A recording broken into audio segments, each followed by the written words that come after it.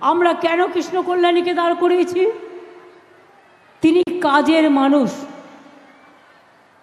আপনারা জানেন দীর্ঘদিন ধরে তিনি বিনা পয়সায়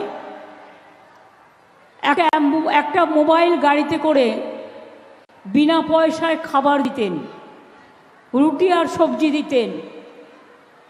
আপনাদের এখানকার কংগ্রেসের যিনি দাঁড়িয়েছেন আর বিজেপি, মনে রাখবেন ইনি হচ্ছেন বিজেপির চোখ আর সিপিএমের চোখ।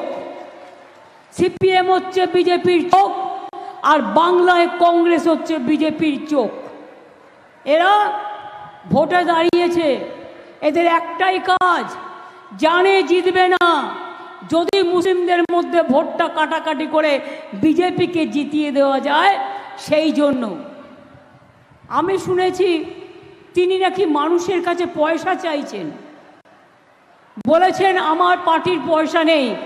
তা এত টাকা খরচা করছেন কোথা থেকে? আমি তো দেখেছি আমাদের পোস্টারের থেকেও তার পোস্টার বেশি, আমাদের ফেস্টুনের থেকেও তার ফেস্টুন বেশি। আমরা যে টাকা খরচা করতে পারছি না তার থেকেও বেশি খরচা করছেন। আর লোককে বোকা বানাচ্ছেন কেন? লোককে ধোকা দিচ্ছেন কেন? বলতে পারেন আপনার সাথে বিজেপির কোনো যোগাযোগ নেই? আমি চ্যালেঞ্জ করে বলছি, যারা তৃণমূলের বিরুদ্ধে লড়াই করছে তারা বিজেপির দুটো চোখ, একটা সিপিএম আর একটা কংগ্রেস। বিজেপি এদের অনেক কিছু দেয় পরিবর্তে, যাতে সংখ্যালঘুদের ভোটটা কাটে।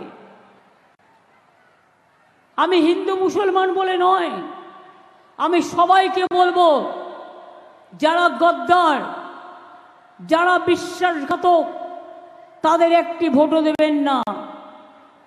যখন এনআরসি নিয়ে সারা বাংলা উত্তাল হয়েছিল, সারা ভারতবর্ষ উত্তাল হয়েছিল, তখন এদের টিকি খুঁজে পেয়েছিলেন? কে নিয়ে যখন আমরা প্রতিবাদ করি এদের টিকি খুঁজে পান? আর রাজনাথ সিংকে আমি বলবো, আমার মুখ বেশি খুলবেন না, মুর্শিদাবাদের অনেক কেস আমি জানি। আপনি কালকে বলে গেছেন মমতাজি কেতনা মাইকি লাল, এই ভাষায় বলে গেছেন।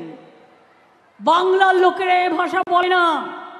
আমি শুধু আপনাকে বলবো, আগে নিজের গদিটা বাঁচান, তারপরে আমাদের এখানে এসে দালালি করবেন বিজেপি।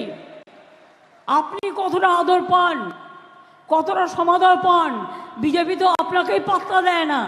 আজকে বড় বড় কথা বলছেন, আপনার জন্যই অত্যাচারী মোদি আজকে ভারতবর্ষের গদিতে বসে আছে।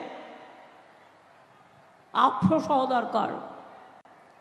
আমি যখন আজকে মিটিংয়ে আসছিলাম তার আগে শুনছিলাম, ছোট্টবেলায় পড়েছিলাম বাবুরাম সাপুরে, কোথা বা যাস বাপুরে, দুটো সাপ রেখে যা, যার চোখ নেই কান নেই, নানা রকম ছোটবেলায় পড়েছি, কত 1, 2তে ভুলেও গেছি হয়তো।